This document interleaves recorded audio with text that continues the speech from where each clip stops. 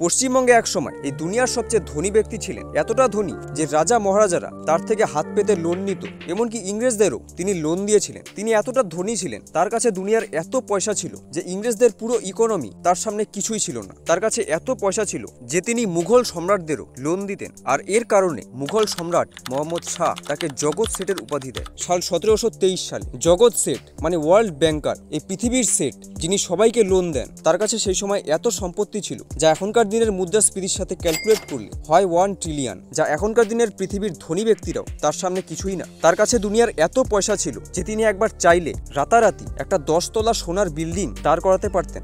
জগৎ শেঠের আসল নাম হলো ফাতে চাঁদ, যার পূর্বপুরুষ রাজস্থান থেকে এসেছিল মুর্শিদাবাদে। সাল 1757 যখন এই জগৎ শেঠের ফান্ডিংয়ে ইংরেজরা সিরাজ উদ্দৌলাকে পরাজিত করে আর মেরা মীর কাসিমকে সিংহাসনে বসায়। একটা ছোট্ট ডেটা অনুযায়ী এই জগৎ শেঠ ইংরেজদের প্রতি বছর 4 লক্ষ টাকা করে লোন দিতেন, যেখানে সেই 18th সেঞ্চুরির সময় একজন স্কিল লেবারের মজুরি ছিল বছরে 24 থেকে 25 টাকা। ইংরেজরা এরপর যত লোন দেয় জগৎ শেঠ তার 1 আনাও তাকে ফেরত দেয় না, এমনকি তার সমস্ত এর তারা বাজেয়াপ্ত করে নেয়। আর জগৎ শেঠের ফ্যামিলির সমস্ত মেম্বারকেও ধীরে ধীরে ব্রুটালি মার্ডার করতে থাকে ইংরেজরা। আর 90s আসতে আসতে এই জগৎ শেঠের পুরো ফ্যামিলি সম্পূর্ণরূপে লুপ্ত হয়ে যায়। এমনই মজাদার ভিডিওস পেতে সাবস্ক্রাইব করতে ভুলবেন না।